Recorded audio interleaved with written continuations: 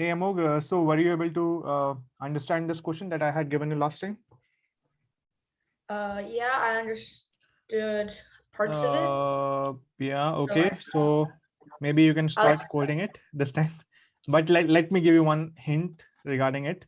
What will happen? What will be the answer for, let's say, n equals to 5? What will be the answer for that? What should the wait. program return? So it will So return it how should much? 8. 8. Yes. How 8? See, first time what is happening? First step can be one step, one step at a time, like 1 1 1 1 1. This will be 5, and so this will be one way, and second way can be 1 1 1 2. This can be second way, and then 1 1 2 1 third way, and 1 2 1 1 will be fourth way, and 2 1 1 1 will be fifth way, and then we can have 1 2 2 the sixth way, and 2 1 2 seventh way, and 2 2 1 the Wait, eighth. Ravi. Wait, Yeah, I think I found a better way. I think I found a better way to do this no, because I haven't told you the hint yet.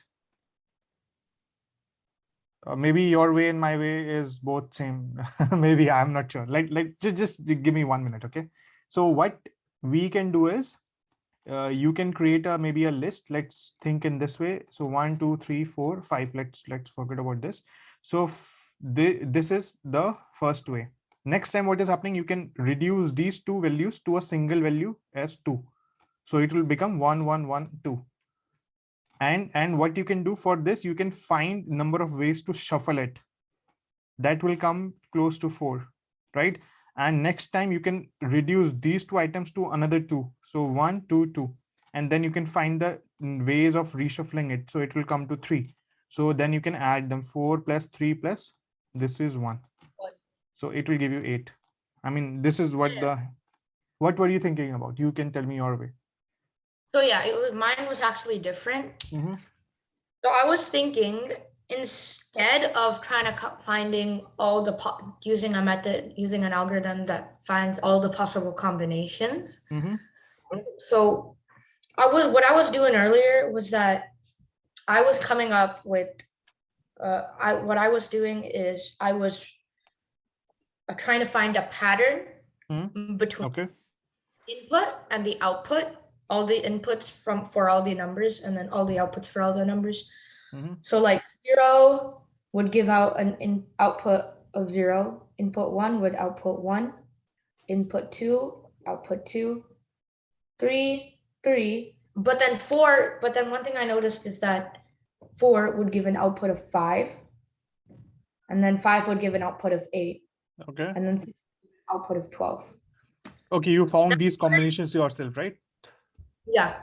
Okay. So 12 or 13? I think 13. 6 will give 6 will give 12.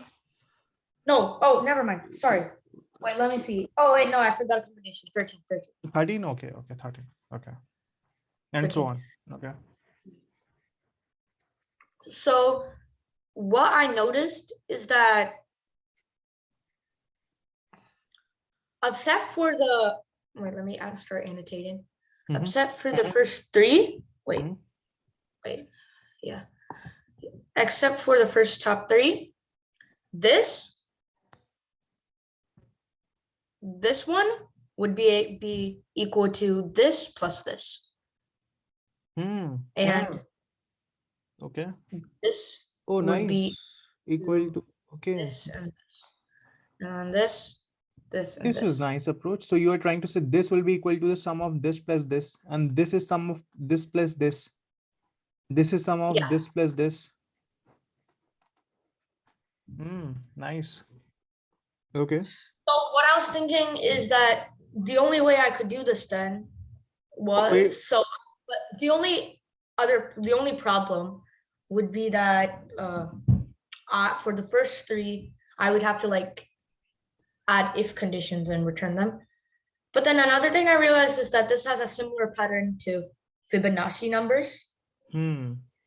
Nice. So this would be, so if let's just pretend that, if there was an extra 1 over here, if there was an extra 1 over here, then it would be like this plus this is equal to 2, and then this plus this is equal to 1.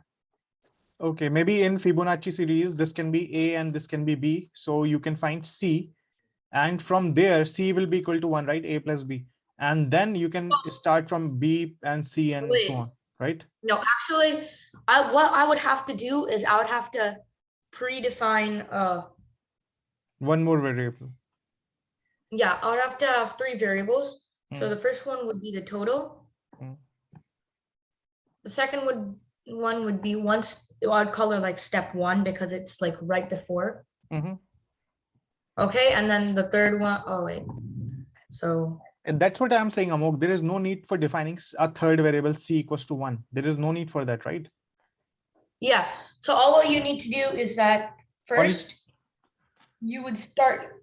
So my idea was just to get, so then I looked into that and I found the Fibonacci sequence, which is the Fibonacci numbers, which is 0, 1, 1, 2, 3, 5, 8, 13, etc., which is similar to the pattern gotten from this. And then I realized while iterating through the Fibonacci numbers, you could get the solutions to any input. Exactly. So can you now try and find one? I would run a loop, and then that it would add these two. That would be 1. Okay, can you write the code right now? Now, can you finish the code? Let me just clear all of this. Okay, like yeah, I have.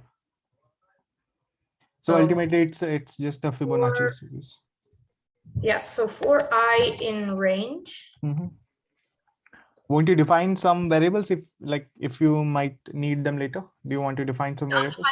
I'll just start with the loop. Oh, okay. So the I variable, it has no use.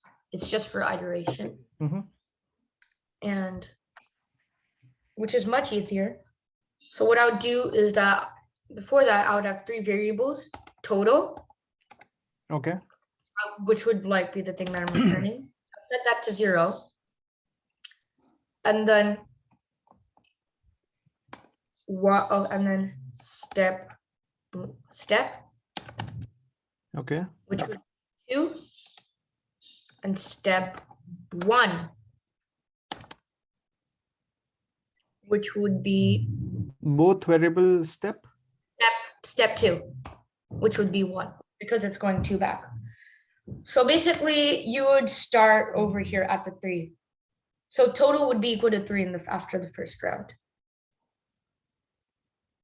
So if I'm right, that means 1, 2, 3, 4, 5, 6, 7. So I'm writing the Fibonacci series over here. Oh, sorry, never mind. It's 13. yeah, it's this. It's not 1, 2. It's 2, 1. It's 0, 1. So after 8 steps, it would be like that. So the first thing I would do is find the total. So total is now equal to step.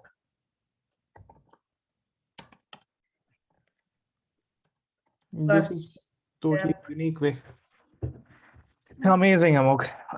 So you are able to find new ways of solving a question?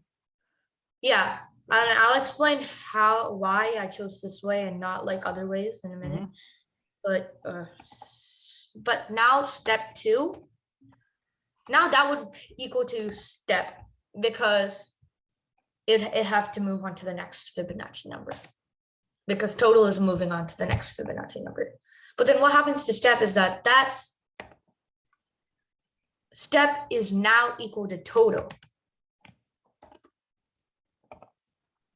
And the way it's this way, because if I set it to total -1, then it wouldn't work, because there's a chance that total -1 is not a Fibonacci number. And if I set it to total, it would work, because I am incrementing total again one other time. So step will, it just won't error. And at the end, you will just return the total, right? Yeah. Oh, okay.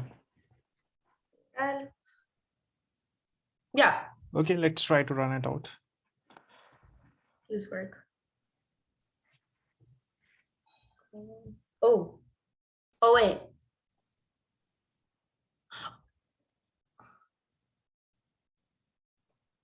am I missing something? Maybe it is 1, 2.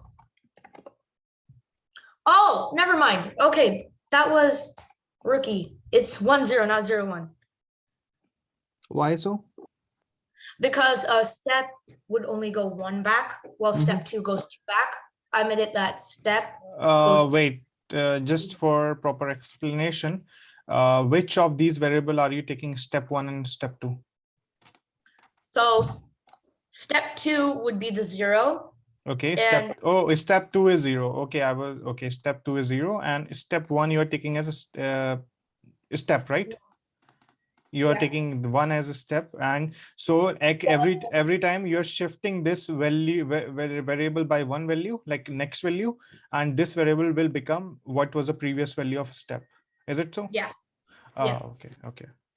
Okay, perfect. So maybe yeah, submit it. Let's see if it is running for all the test cases or not. We'll figure it out. Oh, you have already done the method once. Okay, we are doing it again. Oh, nice. Perfect. Nice job, Amogh. Nice job. Let's go. Okay. This was good, and good job. This is because the reason, yeah.